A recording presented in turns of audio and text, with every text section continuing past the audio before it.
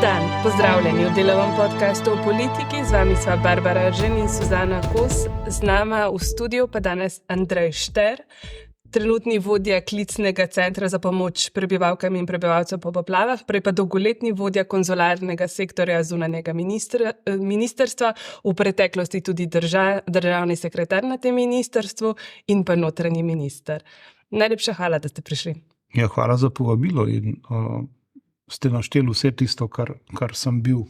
Nismo nič pozabili. Pozabili ste, da sem bil tudi predsednik 4A razreda v osnovni šoli Predoslje. Tako daleč nisva šli pri pripravah. Pa član župnijskega pastoralnega sveta, ampak pustimo to. Vas se drži sloves, da ste učinkovit. Učinkovit in tudi priljubljen državni uradnik, ne? V enem intervjuju sem prebrala, da pravite, da se odzovete na vsak klic, če tudi ne poznate telefonske številke, ker pač ocenjujete, če me nekdo kliče, me očitno potrebuje, ne? Zdaj ste vodja, kot smo rekli, tega klicnega centra na številki 114. Kakšne so izkušnje, dajte tako v parih besedah povedati? So pričakovanja politike večja od tega, kar ste dali od sebe? Najprej tisto s telefonom je res. Pri vsaki dolžnosti, ki sem jo upravljal, je bilo to pravzaprav en link, preko katerega je bilo treba komunicirati. Zdaj je bila tuja številka, je bila neznana številka. Tudi zdaj je tako. Tale klicni center, pri tem uporabljam par izkušenj, ki jih imam odprej, ampak zadeva je v konceptu drugačna, a ne? V covidnem klicnem centru so delovali zlasti študenti medicine. Uporabljali so svoje znanje, bili so povezani, bili so klapa. Tokrat delajo državni uradniki iz različnih ministrstev in jaz moram reči, da je to dodaten izziv, zato ker je to nekaj čist novega za slovensko državno upravo. Tokrat namreč predstavljamo povezavo med tistimi, ki so jih prizadele poplave, ki lahko pokličejo, in mi smo v povezavi z vsemi ministrstvi, s tistimi, ki nam lahko pomagajo pripraviti odgovor, in vsi se učimo. Jaz moram reči, da zdaj gremo v 4. teden delovanja in smo že mnogo boljši, kot smo bili na začetku, ampak še zdaleč ne toliko, da bi bili sami sebi že všeč. Še bomo napredovali in pokazalo se je, da kdo ni za to delo, pa smo mu svetovali, da se mogoče usmeri kam drugam, in pokazalo se je, da so nekateri zaživeli, neodvisno od tega, koliko so stari, kakšna izobrazba, odkot prihaja. Videli so, da je to njihov način dela, njihovo okolje. Na začetku ste govorili, da prejemate čez 200 klicev na dan, so se te številke kaj zmanjšale, pa še to bi vas vprašala, mislim, na drugi dan delovanja klicnega centra ste rekli, da je veliko vprašanj glede subvencioniranja in povračila stroškov za elektriko. Prav glede elektrike so se zdaj pojavili novinarski prispevki, da ljudje na poplavljenih območjih, če tudi recimo niso imeli sploh nobene porabe, dobivajo račune, ali pa so te računi mnogo višji, pa so vseeno dobili račune. Tako da predvidevam, da je v teh dneh verjetno globina klicev na to temo, ali ne? Ja, še zmeraj je to največja skupina ali pa največji skupni imenovalec pri vprašanjih, prav položnice za elektriko. Pri tem ne izrazim svoje prepričanje, da je zelo slabo in zelo moteče tudi za ta klicni center, če nekdo nekaj obljubi. Če nekdo nekaj napove, pa tisto še ni. Torej, tukaj pri položnicah za elektriko je bilo rečeno, ok, država bo poskrbela, da bodo položnice manjše in da bo račun sofinanciran, če bo taka humanitarna situacija. Zdaj, izkazalo se je, da položnic ne piše država, ampak jih piše distributer, ki zaenkrat nima podatkov, da je nekomu odneslo hišo, števec in vse vtičnice, ampak položnica za elektriko je pa ravno tako prišla. In jaz samo upam, da bo tudi položnica za september, ki bo prišla v prvih dneh oktobra, že upoštevala to stanje. Odločilni so pa podatki, ki so bili zbrani s popisom škode. In tukaj je seveda eno ključno mesto, pri katerem se bo pokazalo, ali so popisne komisije naredile svoje, pa ali je ta podatek urejeno, prišel tudi do distributerjev električne energije. Še zmeraj pa dobivamo mnogo vprašanj z tega področja. Hočete v bistvu reči, da na nek način na tej številki 114 blažite te obljube politikov, pa morda tudi slabo komuniciranje, mogoče prepočasno se ljudje in občine pričakujejo hitrejše ukrepanje države, ki ga ni, ne? Ja, vse te elemente začutimo tudi, kdaj je polna luna ali pa kdaj je slabo vreme, in tudi vsako javno pojavljanje koga, ki to nekako komentira, razlaga. Samo prekinem. Ja. Čutite polno luno tudi pri idejah politikov, ne samo pri... To ste vi rekli. Ne, jaz sem vas vprašala. Ja, mogoče tudi, ne, ampak na nas torej pri našem delu se neposredno odrazi vsak element, ki vzbudi pri ljudeh revolt, pričakovanje ali pa kakšno pohvalo. Teh je tudi nekaj. Število klicev ste omenili, število klicev se je od začetnega momenta se je kar precej zmanjšalo. Zdaj se giblje med 80 in 50. Ampak jaz temu ne pripisujem kakšnega posebnega pomena, zato ker sem prepričan, da s prvim dežjem, ki bo ponovno zarezal v kakšno strugo, v kakšno brežino, bo teh klicev nažalost še mnogo. In tudi vsa ta dogajanja v zvezi z odškodninami, sofinanciranjem popravili hiš ali pa s primeri, kjer se bo kdo moral odločiti, da se bo selil in da ne bo več stanoval tam, ampak bo kje drugje, to bo še dolgo časa rezalo v naše vsakodnevno življenje. Kaj pa, ko je predsednik vlade Robert Golob na obisku vlade na Koroškem rekel, da naj se prebivalci kar obrnejo na vašo številko 114, ste takrat kaj globoko vdihnili? Ne. To je bilo, ne da je bilo dogovorjeno, ampak nam je zelo, ko naj rečem, v pomoč, zato ker jaz še kar srečujem ljudi, ki so tudi v javnosti, ti pa poslušaj, kje si ti zdaj? Pa jaz rečem, veš kaj, v 114, kaj je to? Ne? In pa mu začnem razlagati, pa reče, se sem res nekaj slišal. Skratka, nismo še prišli čisto v tisto zavedanje. In moram reči, da vaš novinarski kolega Bergant je s tistim 114 nam je kar eno tako veliko uslugo naredil, kar pride skozi hec in skozi humor, to se še bolj prime kot tista resna novica. Tako da sej bo.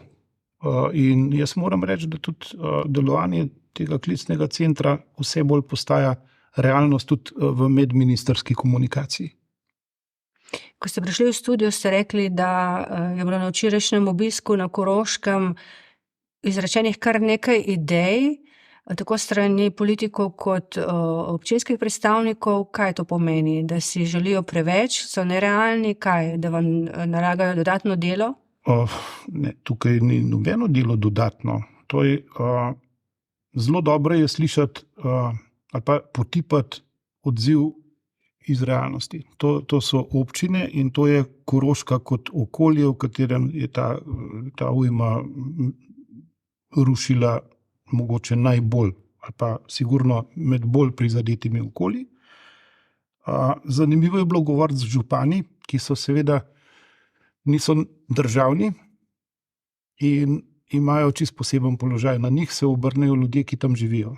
In če župan pravi, gre med ljudi in sliši vse mogoče, v človeški naravi pa je, da pove tisto, kar mu ustreza in zamolči tisto, kar ne ustreza njegovim interesom, in tako župani slišijo vsakovrstne zgodbe. Ker z nekaj župani smo se že tam v Slovenj Gradcu slišali v kakšnem primeru, s kakšnim smo izmenjali podatke. Omenili ste tudi politike, pa njihove napovedi ali pa ideje. Ena od bolj pomembnih, po mojem mnenju, je tista, da se bo z tistimi najbolj prizadetimi, recimo, da jih bo nekaj 100, se jim ne bo treba njim obrniti na ministrstva ali pa preko 114 na državo, ampak bo država z njimi vzpostavila kontakt in jim tudi poslala strokovne ekipe, ki jim bodo svetovale ne samo glede popravila, ampak tudi glede financ in tudi glede tega, ali bo možno tisto lokacijo braniti, če je na enem območju, ki je stalno deležno poplav, ali pa na kakšnem rečnem bregu, kjer reka na globoko zajema v rečni breg, ali pa je mogoče bolj smiselno razmišljati o tem, da bi se ta družina ali pa ta posameznik preselil. To so silno težke odločitve. In jaz mislim, da je sicer možno postavljati vprašanje, kdo je pred 30 ali pa 20, 5 leti zamočil s kakšnim soglasjem ali pa s kakšno podpisano lokacijsko dokumentacijo. Bolj smiselno je ljudem dati pravi odgovor. In jaz moram reči, da Pravi odgovor, kako naprej. pravi odgovor, kaj je smiselno delati in kaj ni smiselno delati. Ker recimo urejanje vodotokov in urejanje plazišč, to niso naloge, ki se rešijo tako naenkrat. To traja in to stane. In marsikje je bolj smiselno razmišljati, da se hiša umakne, kot pa da se tam gradi 10 in več metrov visoka škarpa. Ko govorite o vašem delovanju in delovanju številke 114, se zdi, da imate kar dolgoročne načrte. Torej pričakujete, da bo ta številka delovala še mesece, leta? No, zdaj vam bom povedal eno svojo upanje ali pa željo.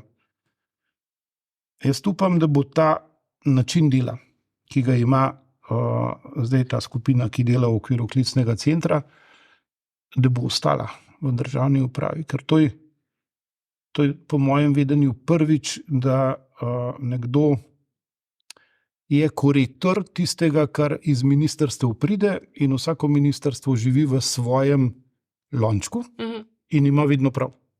Torej, tukaj se izkaže, da ima lahko sicer vsakdo prav, ampak ko ta prav pride na skupno mesto, pa vse ideje ne morejo preživeti. Ni mogoče reči, da kmetijsko ministrstvo ima prav in okolje ima prav in energetika ima prav, pa tudi lokalna samouprava ima prav.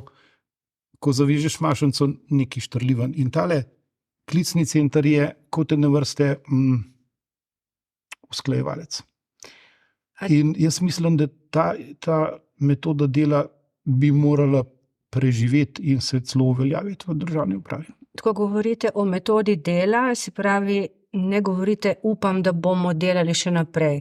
To vas sprašujem v bistvu zato, ker bi rada povezala s to vašo izjavo eno informacijo. Odhajate oziroma odšli naj bi v penzijo konec leta, ne?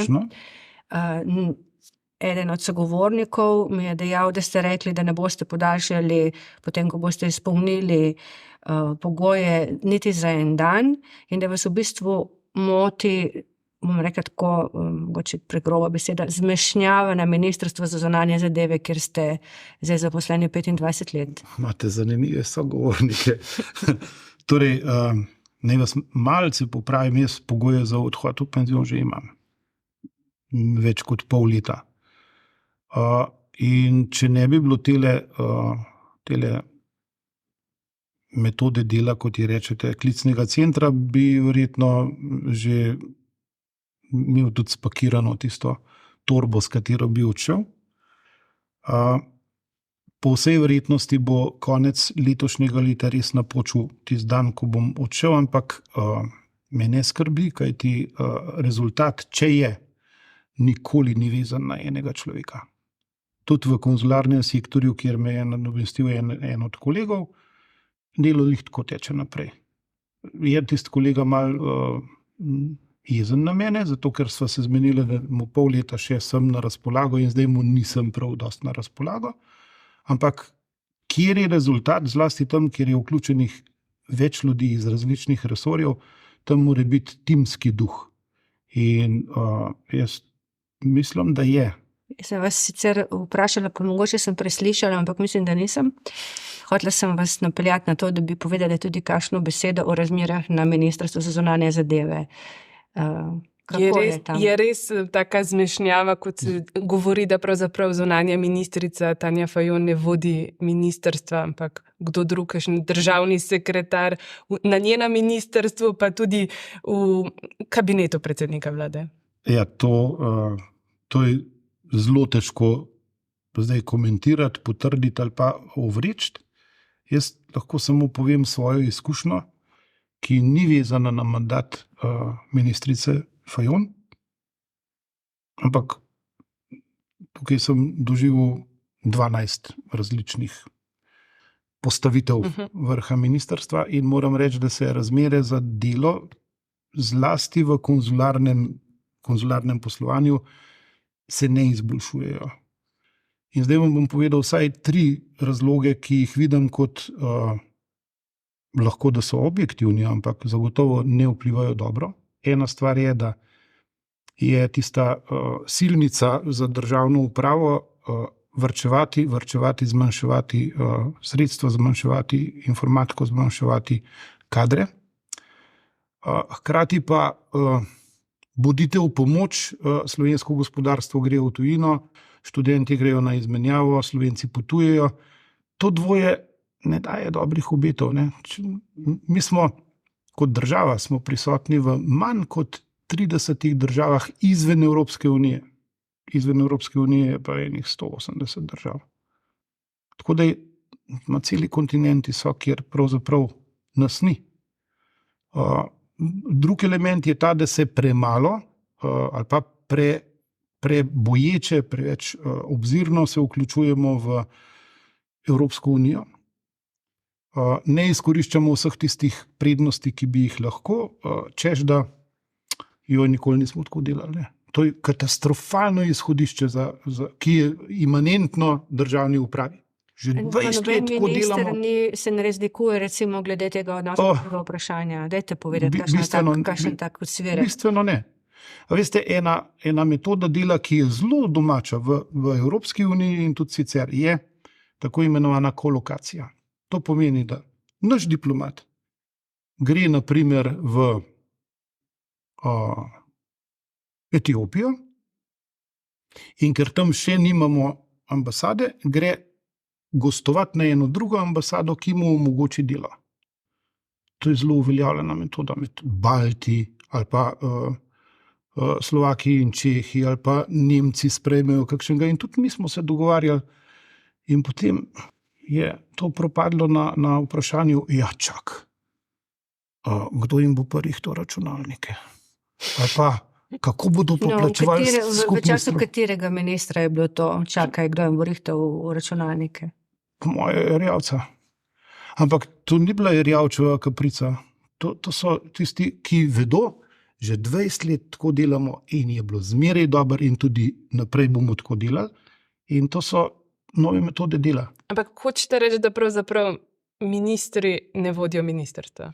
Ministri predstavljajo ministrstvo, bolj ali manj uspešno, ampak za dobro delo vsakega ministra, zunanjega pa še posebej, ker ta zelo veliko deluje v mednarodnem prostoru, če je dober, je pomembno, da mu doma vse štima, da mu gre in finance in kadri in informatika in support v Ministrstvu za zunanje zadeve je bistveno tudi support tej mreži diplomatsko-konzularnih predstavništev. Lahko imamo izjemnega veleposlanika. Če mu crkuje računalniški sistem, potem od tiste njegove izjemnosti, ki je dosti ne ostane. Ne?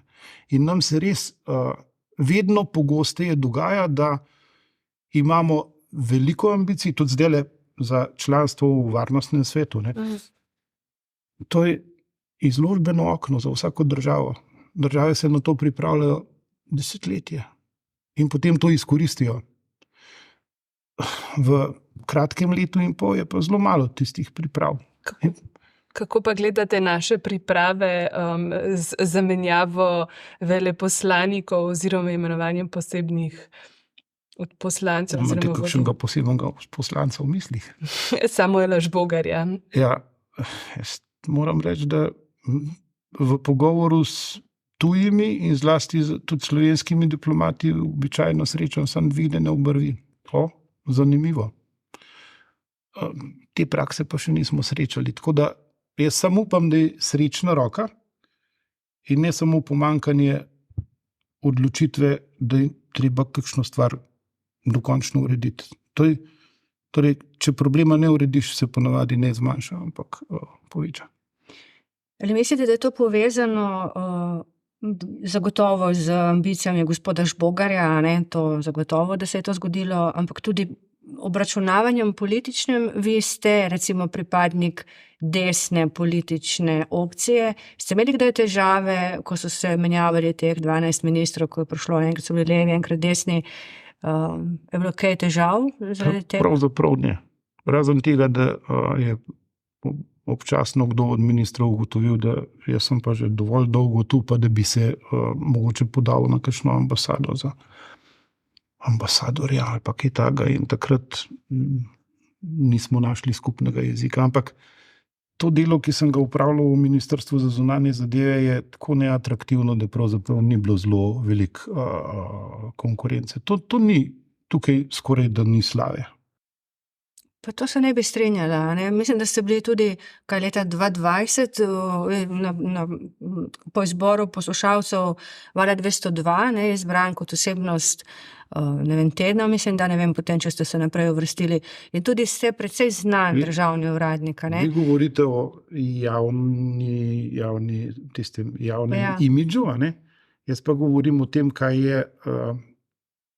je moment za napredovanje ali pa kaj je tisti vzgib. Moment za napredovanje je običajno, da se dobro razumeš z politično opcijo, kaj na oblasti, ali kaj drugega.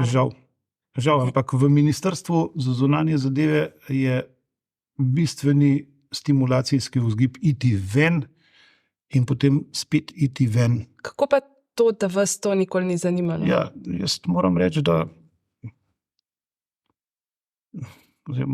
rekel nekaj takega, kar običajno uporabim v osebnem pogovoru, pa bom zdaj še tukaj povedal.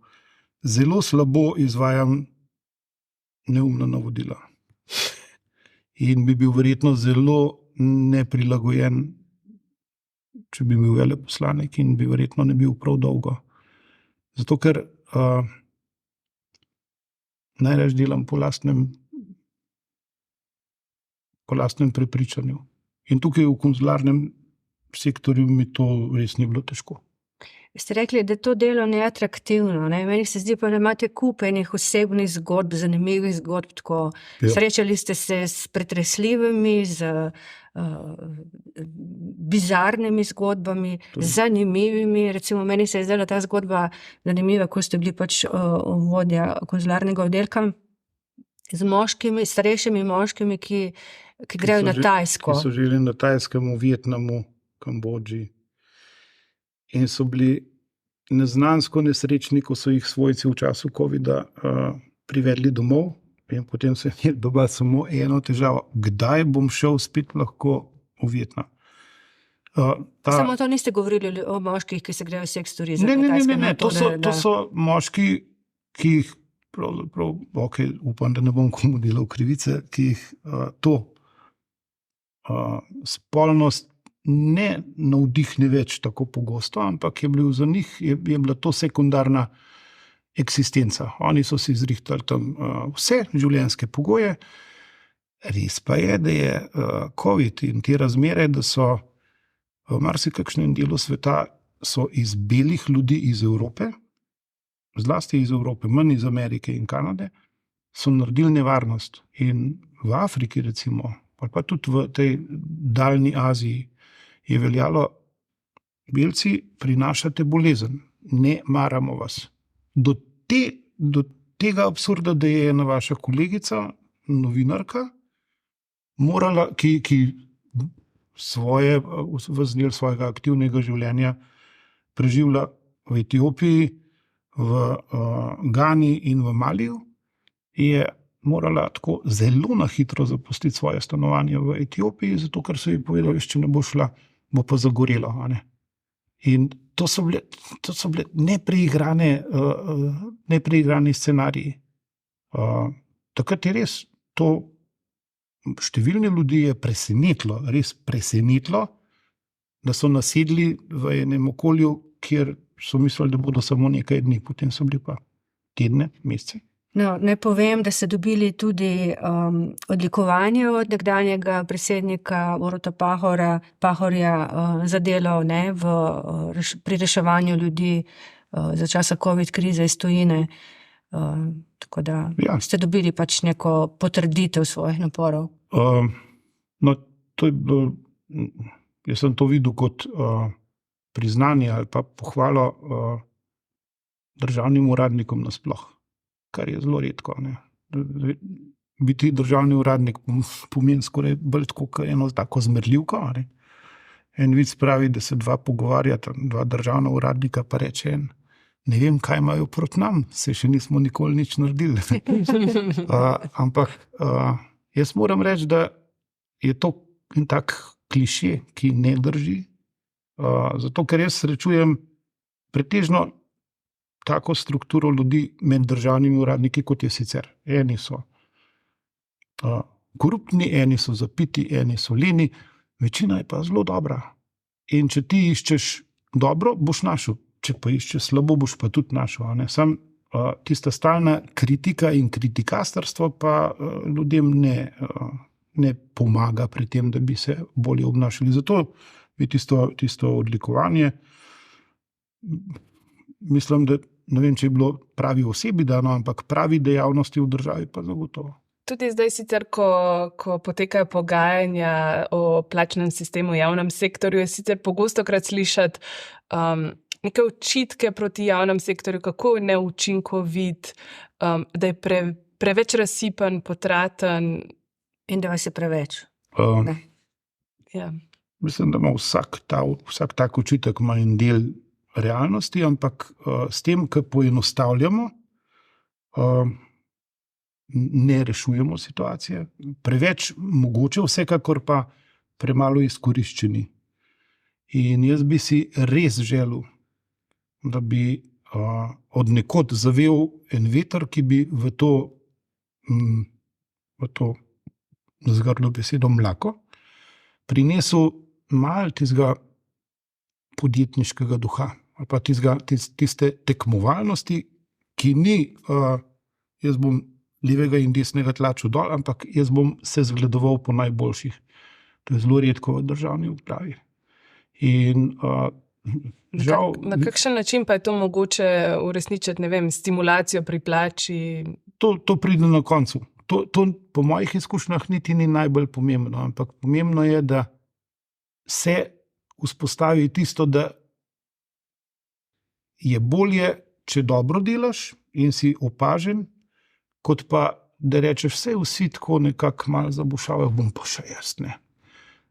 In to je problem vodij, to ni problem uradnikov, to je problem vodenja. In tukaj moram reči, da upam, da tudi tele razmere, kot so zdaj, s to aktivnostjo po naravnih nesrečah, se bo vendarle kaj premaknilo in bomo videli, da po starem se ne da. Ne v energetiki, ne v gradbeništvu, ne v urbanizmu, pa tudi v državni upravi. Mogoče bi se premaknili še malo k politiki, ker smo tudi sami ste politik? Ja, ali pa član stranke, ampak vas bom vprašala, bom začela ta del z tem, da povem, da nimate vozniškega izpita. To je res. Da ste se, ko bi imeli priložnost, vas to ni zanimalo, ko ste bili pač mlajši, da bi šli delati, potem ste bili pa preleni, vse tako ste povedali. V službo ste se nekaj časa vozili skupaj z Jelkom Kacinom, drugače vas vozi žena. Pa ne v službo. V službo se vozim z vlakom. No, to je lepo, ne, da se z javnim prevozom vozite. Rekli ste, da se vozite tudi s kolesom. Ampak ob petkih se za časa vlade Janeza Janša niste vozili s kolesom, ste poudarili v enem od pogovorov. Zakaj ne? Zakaj ne ste kolesarili? Tukaj je bila to ena taka manifestativna drža, ki mi ni bila najbolj blizu. Drugače nimam nič proti kolesarjenju. Kolesarjenju nasploh ali petkovim kolesarjenju? Petkovim kolesarjenju pa verjetno bi imel marsikaj. Mislite, da to vaše bralce res zanima in poslušalci? Pa kakšno besedo lahko rečete, vaše mnenje? To je bil en tak zelo agresiven poskus vplivanja na javno mnenje. Podprt z medijskim suportom. Zdaj, imel je seveda učinek, ampak prav dobrih rezultatov pa ne. Kar se zdaj kaže, ker je pravzaprav, veste, vsako tako napihnjeno gibanje doživi tudi svojo uplahnitev. In takrat, ko se izkaže, da je ves tist zagon pravzaprav rezultiral v tem, da podpira ambicije nekih posameznikov, takrat je verjetno na pomolu eno tako veliko razočaranje nad politiko, ker osnovni moment je bil, da gremo na področje političnega in ljudje ne smejo izgubiti zaupanja v politiko, zato ker politika je reševanje skupnih zadev. In to je bistveno drugače od politikanstva ali pa od zlorabe politike. In če sejemo nezaupanje v politiko, potem ne vem, kaj je alternativa. Močna roka ali kaj takega. Upam, da ne. Nekateri pravijo, podcenjujejo, da so ljudje že izgubili zaupanje v politiko.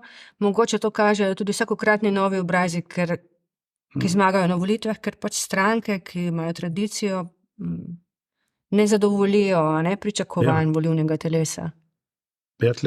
To je res en tak, mislim, po moje tudi precej slovenski fenomen, da volivci vsakič gredo za tistim, ki najmočneje bobna.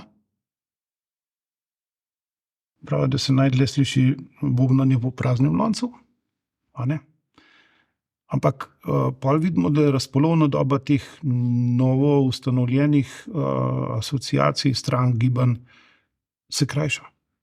In tudi tisti, ki pridejo po tej bližnici na politični oder, ponavadi gredo tudi po še hitrejši bližnici, kar spet ni dobro. Zato, ker logika teh demokratičnih odločitev je, da jaz vem, zakaj sem nekoga volil in na koncu, če je dobro delal, ga podprem ponovno, če ne mu pa izstavim račun in gre. Ne pa, da sam odide in da pol naslednji, ki pride, je pa tako, kot da bi prišel z Marsa ali pa iz kakšne druge države. To ni dobro. Ste sami sicer še član SLS-a? Ja, SLS je ta trenutek stranka, katere član sem. In zakaj ste poudarili trenutno? Ja, zato, ker sem tukaj pristal, potem, ko je razpadla tista stranka SLS plus SKD. Predtem sem bil član SKD, predtem sem bil član Narodnih demokratov in moja prva stranka je bila Slovenska demokratična zveza. Vidite, da obstaja 4 pokojne stranke so za mano in zdaj razmišljam, da bi se mogoče vključil v kakšno drugo. Katero? Bo se spet napačno izbrali. Tisto, ki ne želim dobro, zato ker bo verjetno razpadla.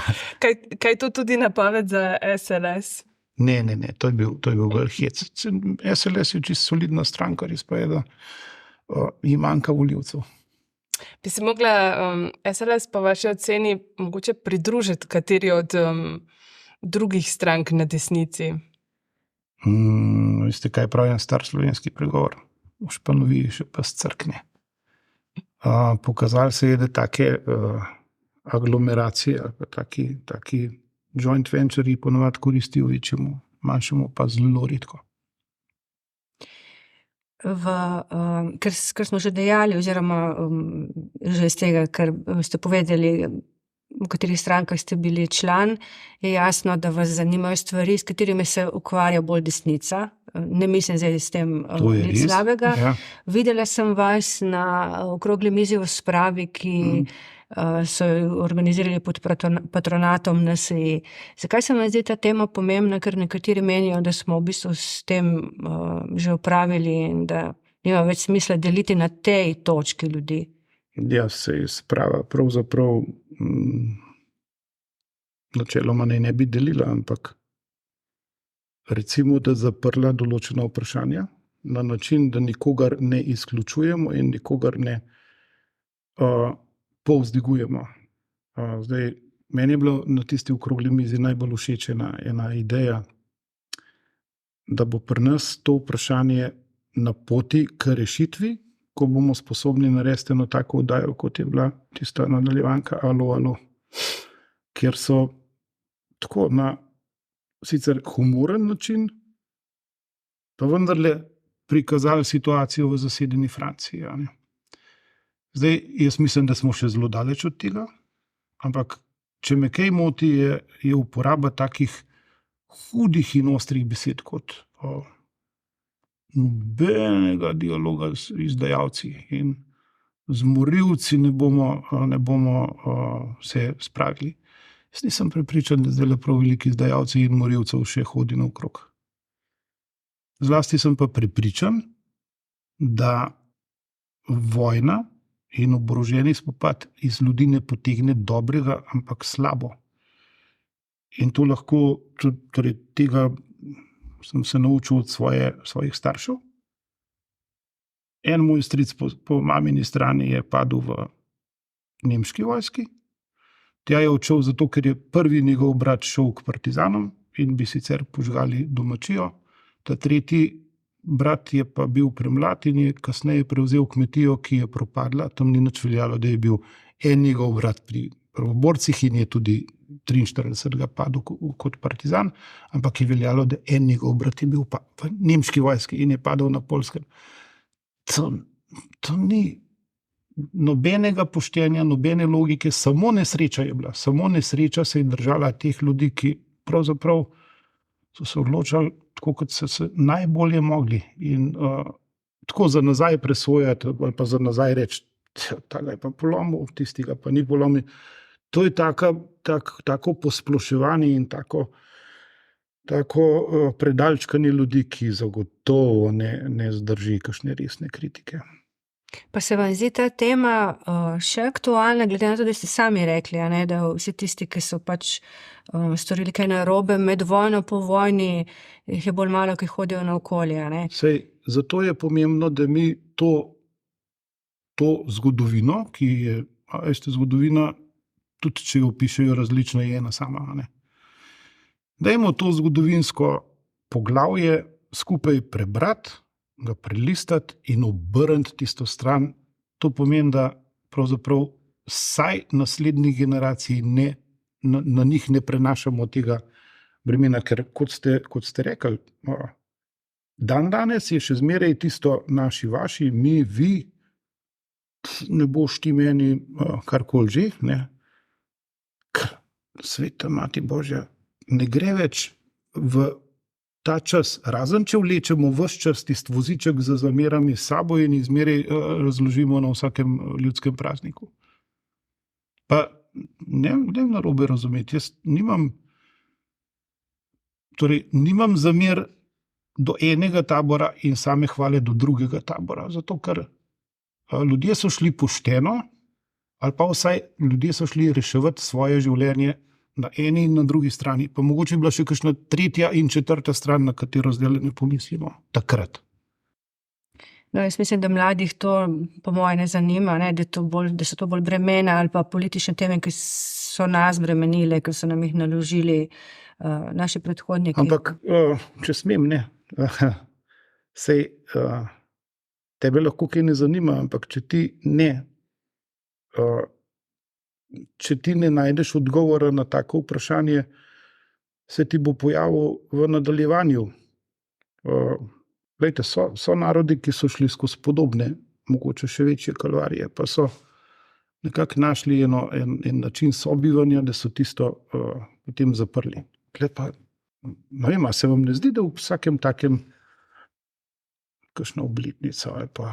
No, ne vem, meni se zdi, da je to umetno ustvarjeno. Tako kot jaz pač vidim mlade, vidim, da da razmišljajo, da jih okupirajo povsem drugačne stvari, drugačne teme, da se ne ukvarjajo s Mogoče pogled na prihodnost. Ja. Mislite? Ja, mislim, po tem, kar jaz vidim doma in... Recimo, meni je bil dolg časa fenomen rock partizani tistega ansambla, je bil tak, ok, smešen, a ne.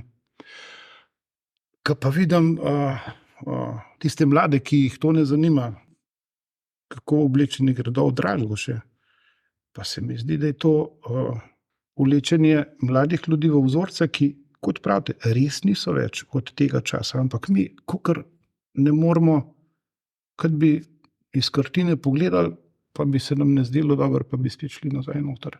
In to ni dobro izhodišče. Se pravi, po vaše je to še vedno prvorazredna politična tema? Zagotovo ne nič vredna ali pa neobstoječa in ni kaprica. Mogoče za konec samo še zadnje vprašanje. Bili ste notranji minister v Drnovškovi vladi 1994 do 1997. Tako je. Sedanji notranji minister ima težave z migrantskim vprašanjem, se zdi, a ne? Bo to po vaše pomembna politična tema na notranjem političnem parketu? No, ja, če bo zlorabljena, ja. Migracije kot izziv, fenomen, vprašanje so pravzaprav prisotne v vsem tem delu sveta.